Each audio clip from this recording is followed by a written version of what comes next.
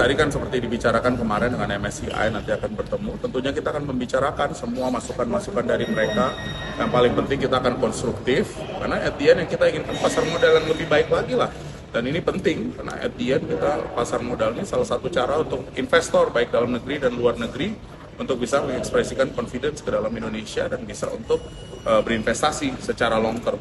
Poin negosiasinya apa, Pak? Iya, poin negosiasi. Ya tentu kan tadi yang kita bicarakan yang udah dibaca semua kan adalah soal keterbukaan, soal bagaimanakah dari sisi pemegang saham dan tentu nanti free float. Tapi mungkin biar jelas juga ya, nomor satu yang paling penting dari sisi keterbukaan, ini saya sebagai investor juga lah ya kan, sebagai market partisipan. Yang paling mudah memang salah satunya adalah soal keterbukaan informasi, soal pemegang saham.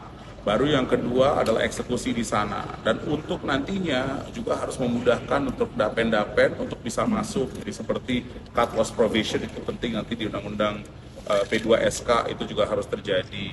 Tentunya dengan sendirinya dapen-dapen masuk, evaluasi akan membaik, nantinya juga kita akan bisa menjual saham-saham tersebut yang nanti sekarang mungkin ada 10, 11%, 12% untuk menjadi minimum 15% ataupun lebih, karena itu juga perlu kan market buyer dan selling. Jadi ini semua bertahap, tapi kita harus komunikasikan step by stepnya. Yang penting kan make sense, dan jangan lupa MSCI juga memberi waktu kan sampai bulan Mei kalau saya nggak salah. Pak, meetingnya dengan siapa aja, Pak?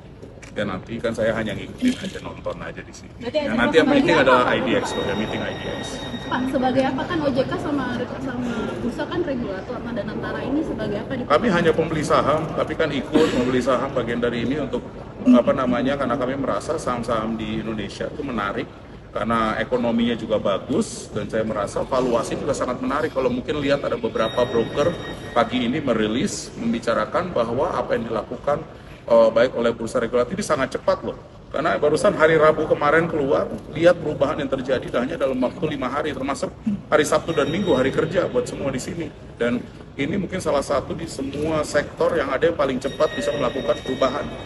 Dan ini penting, responsnya sangat cepat di bawah 1 minggu untuk bisa berbicara dengan regulator. Dan sekarang saya tahu dari timnya IDX sudah sangat cepat menyiapkan step-step yang akan dilakukan. Jadi ya ini sangat serius kok yang dilakukan oleh semua, dan ini bagian dari reformasi dari sisi pasar modal Indonesia. Jadi kemungkinan besok sudah bisa rebound ya, Pak? Karena dibilangnya jangan short term, kamu langsung bilangnya besok gimana? Nanti hasil pertemuan. Yang penting adalah kita berkomunikasi dengan pas, kita membicarakan detail step-step yang akan kita lakukan. Karena cita-cita kita kan adalah bikin lebih maju lagi. Kita bukan bicara gimana mundur, kita bicara maju ke depan.